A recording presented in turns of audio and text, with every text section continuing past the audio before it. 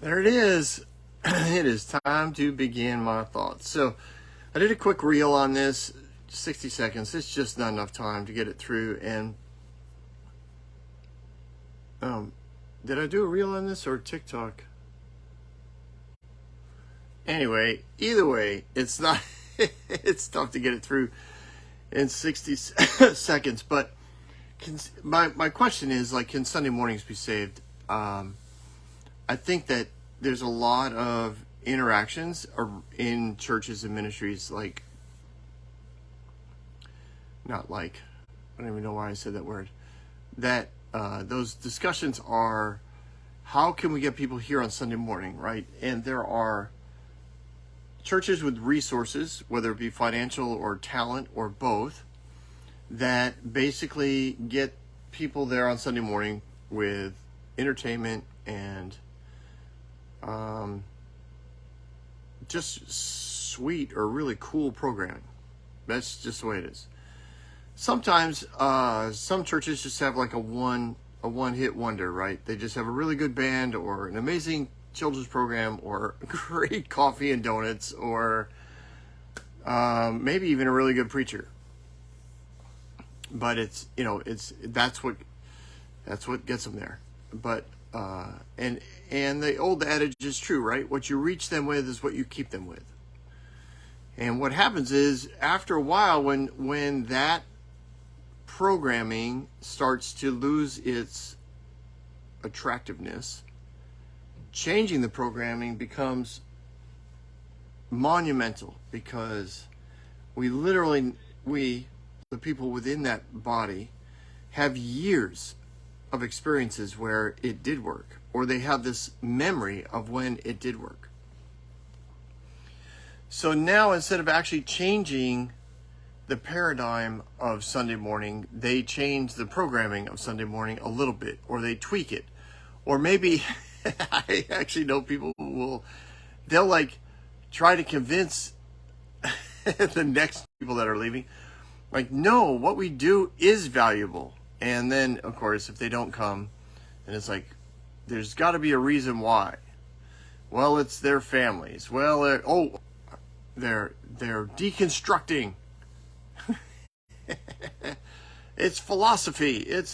They just want to be entertained. They're not interested in what we offer. What we offer is the good stuff, and they're not looking for that. They want to be entertained, or they need somebody to take care of their children. Like, instead of changing, what I would consider, instead of actually moving in relationship, they defend or get defensive or get offended at those who are no longer interested in what they have to offer. And yet we're the ones who train them to be interested in those things. We train them for the last 100 years, 75 at least. You come, you sit, you listen. And yes, you can participate. We want you to, stand or sing, dance, flag, do cartwheels during worship. We definitely want you to participate in the service with your giving. Silly. Of course you participate. We're very interactive. You get to sing, you get to give, you get to sit quiet, or in some churches you get to repeat the encouraging word that the preacher says he needs. Like, I need some more amens out there. I need some, you go, preacher. I love those. I know a lot of preachers don't even know they're doing it, but it's so manipulative. But they were trained in it, right? They don't know. I don't fault their hearts. They just don't know. It's like, how else can you preach unless you're constantly soliciting responses from the people? Well, everybody sleeping out there? Is everybody sleeping out there? I guess I'm the only one here. Oh, I've done it too. I'm not exempt from such mockery. So, on with the question, can it be saved? Absolutely. Oh, for sure. But man, it means things have to be changed, and not just a new program. It needs to be what I call a paradigm level change. Sunday mornings need to be versatile, interactive, so different than generally they are today. And people don't like to change church. Like I said, they have long memories. They think back to when this used to work. I ran into this in the camping ministry. I was part of a camp for years. I think it was about 8 years.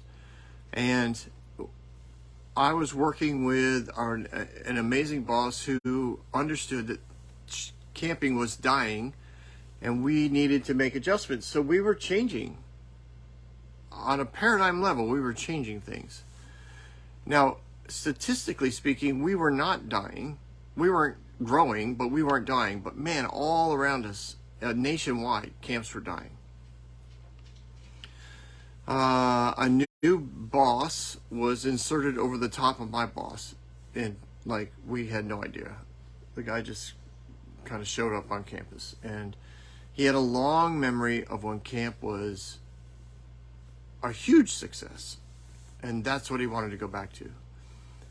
And now the camp is, been sold off and is no longer functioning. And I believe it's because of that. It's these old memories. And I'm not blaming that guy. I'm just saying these old memories just keep people so tied in to what used to be that they just don't get dynamic. And listen, we want people, this Sunday morning should be an encouragement to your spiritual dynamic and interactive and engaging. We want people to do that in their everyday life, but we've taught them for years, just come on Sunday and eventually you'll get enough on Sunday morning that you will be spiritually mature. We all know it's not true, but we also all have been trained. I know I'm using these really broad brush things, but we've all been trained that this is what you're supposed to do. Come, participate, give, go home. So I think Sunday mornings I think you can save them, but man, the commitment level is huge, and people really, it's like they want the success and the numbers, but they don't want the work it takes to move people down a path towards success. They just want God will send them. We're doing the right thing. We are doing the right. We're doing it. We changed the music, or we got a new children's program, or we got really good donut. Like we're making change. We renovated, so clearly God will send the people now. I know sometimes those little things will work, but they're not going to work long term. God bless America. Anyways, my thoughts are, yes, it can be saved. Sunday morning should be dynamic. They should be adjusted almost weekly. Not that you don't have times to sit and listen, but even in those times, it should be interactive at some level. There should be opportunity to do something with it other than just listen in the moment. Yeah. There should be a lot of options for Sunday morning. Sunday morning should be almost a surprise every week. Not really, but especially early on, people will be like, I don't know what we're doing, but man, is it fun. I don't know what's going to happen this Sunday, but you don't want to miss it, whatever it is, because what's going on is awesome. I think that should be the paradigm we go for, not we have been consistent now for 25 years or 35 years or 187 years. We haven't changed a thing. Where are all the people? Anyways, those are my thoughts. I do think Sunday mornings can be saved. Time will tell if I'm right, but I think it can happen.